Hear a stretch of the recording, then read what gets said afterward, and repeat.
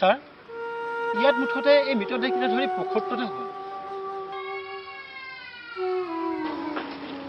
ইহঁতক পোষ্টমৰ্টম কৰি মৰ্গলৈ নিয়াৰ ব্যৱস্থা কৰা আৰু ইহঁতৰ পৰিয়াল বুলিবলৈ নায়েই সকলোকে হাতকে কাটিলে মাত্ৰ এই শিশুটিহে কেনেবাকৈ বাচে পৰিয়াল নাই যেতিয়া এই শিশুটিকে অনাথ আশ্ৰমত গতাই দিব লাগিব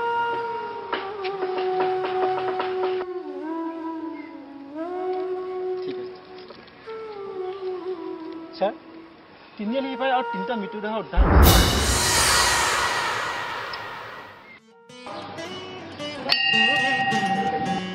কি হ'ল ভগৱানৰ ওপৰত তোমাৰ অভিযোগ শেষ হয় নাই নেকি নিজৰ ভুলৰ বাবে ভগৱানক দোষ দিব নোৱাৰে বাদ দিয়া এইবোৰ তোমাক আজি মই ফুৰিবলৈ লৈ যোৱাৰ কথা আছিল নহয় ব'লা যাওঁ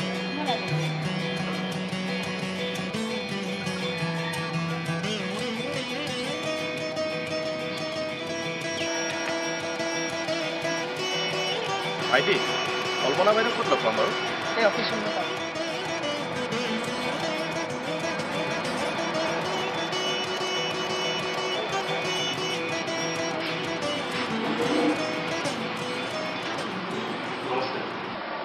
নমস্কাৰ মই অবিনাশ আৰু এওঁৰ পত্নী মায়া আমি মানে ইয়ালৈ বুজি পাইছোঁ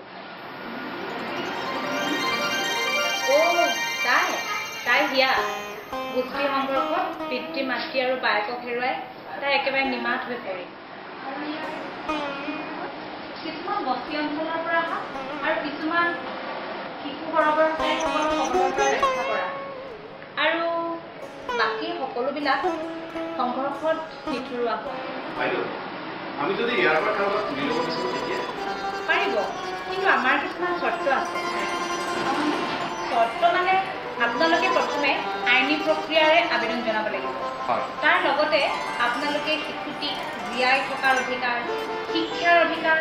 সুস্বাস্থ্য আৰু নিজৰ পৰিচয় প্ৰদান কৰিব পাৰিব লাগিব কণমানিটিৰ নিজস্বতা আৰু প্ৰাপ্তবয়স্ক নোহোৱালৈকে তাৰ সুৰক্ষা আপোনালোকৰ মতে ন্যস্ত লিকু বৃষ্টি হিয়াক এবাৰ ইয়ালৈ লৈ আহিবলৈ কৈছোঁ এনে ভাৱধাৰা সকলো সন্তানহীন দম্পতীয়ে যদি লয় তেতিয়াহ'লে এই দেৱশিশুসকলেও এখন ঘৰ পাব এটা পৰিয়াল পাব ভাল লাগিব বৃষ্টি হিয়াক এখেতলোকে এডপ্ট কৰিবলৈ আহিছে